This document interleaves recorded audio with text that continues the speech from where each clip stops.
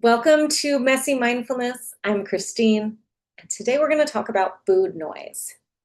Now, I had never heard the term food noise until recently with the rise of GLP-1s, and people started talking about why it was working for them. Many of them just explained, I don't think about food as much as I used to. I don't think I need as much as I used to. And that's helped me change my behaviors around food, which has helped me lose weight.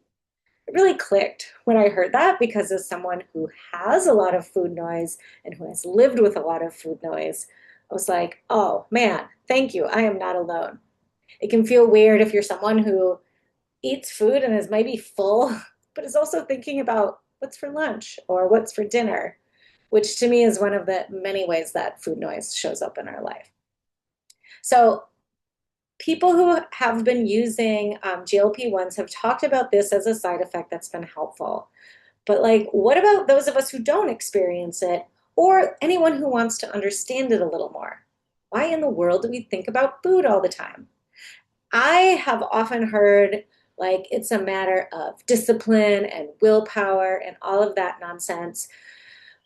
And yes, there's some wisdom to that. I'm a health educator. I believe in helping people make healthier choices, but it's different when your body is craving things. And it is different when there's kind of this innate need, is what it feels like. And just as a note, I've never used a GLP-1, but I do take allergy meds in the spring that tend to really dull my appetite. And I would notice that during that period of time, and I tend to lose weight. I'd forget to eat. I would just kind of lose interest in eating. The food noise got turned down very low. And so I've experienced that where I'm thinking, man, this has really changed my relationship with food. And for many years, every time I was on allergy meds, I would think, oh man, I've changed. I don't have as much thoughts about food as I used to. And then, of course, I'd go off of the allergy meds and my regular food noise would return. So, one of the things I got curious about in my own just understanding of the world and myself and mainly again for my students, trying to help people through this when that's their experience, is why do we have so much food noise? It is certainly not a matter of discipline or willpower. And I find that so damaging. And I think for years I believed if I just tried harder that I wouldn't have food noise, which again, I didn't have a term for, but I had the experience. That's an odd place to put your discipline. Discipline is certainly a place where I can, if I'm offered multiple, a big pile of French fries, discipline can help me say, enjoy some, but not the whole pile. Don't keep going if you don't need that, right? That's a thing that discipline can do. But this idea of it changing what's going on internally always felt weird to me.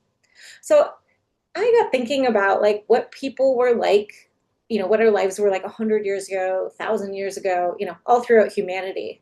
And if you think about it, our abundant food supply is a very new phenomenon. I even remember my mom talking about going to bed kind of hungry some nights. Like they always had food on the table. My grandma was an excellent cook. Um, she was able to kind of make meals out of basic ingredients. But even then, the kids still went to bed hungry. Not totally hungry, but just, not completely full. That wasn't that long ago in the scope of humanity.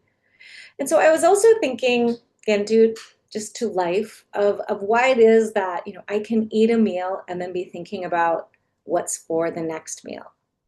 But if you stop and think about it for the scope of humanity, that was necessary. You needed someone at the feast, say someone, you're a hunter gatherer, someone goes out and maybe they get a really solid antelope. Man, that is, people are eating big and it's great and everyone's full. Ugh. If you've ever been super full, it would be easy to say, right? I'm never going to eat again, right? Or I don't need to eat for a long time, which may be true. But if you were in a society where you had to go out and hunt or gather food and the food prep took hours, you need to be thinking about that even if you're full. So it got me thinking that, food noise is really often in our modern society viewed as a weakness, which is not helpful.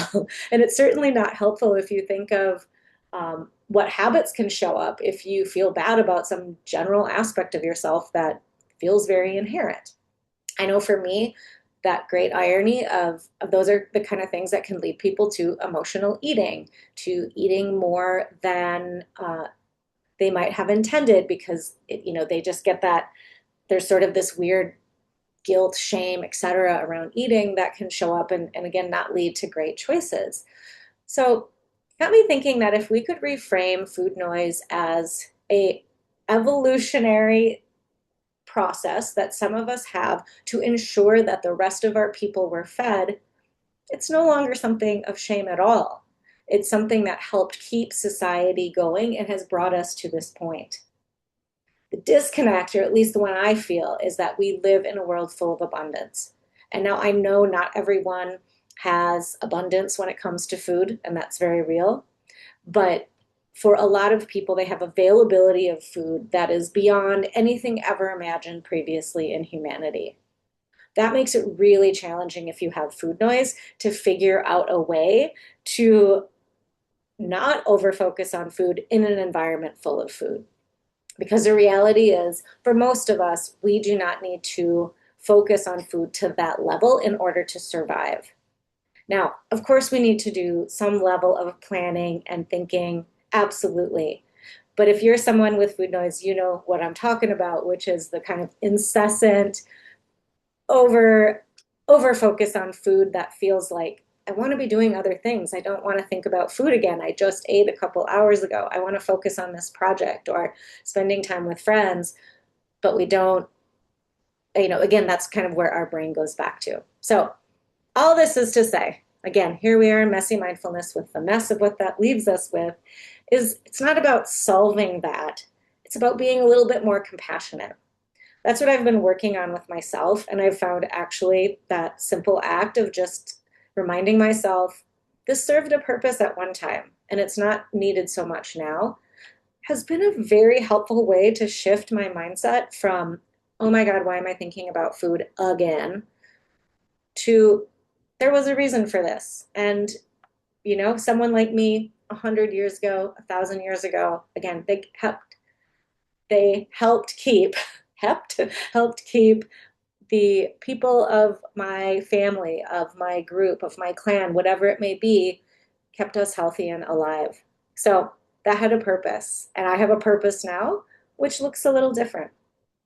But I encourage you just to consider if food noise is something for you, trying on this idea that it had a purpose and really honoring that as an evolutionary wonder that helped keep people alive.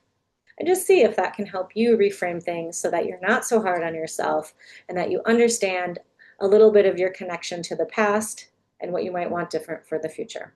So, with that, I hope you can embrace the mess that is your wonderful, beautiful life. I know I'm working on that for me, and I hope you have a great day.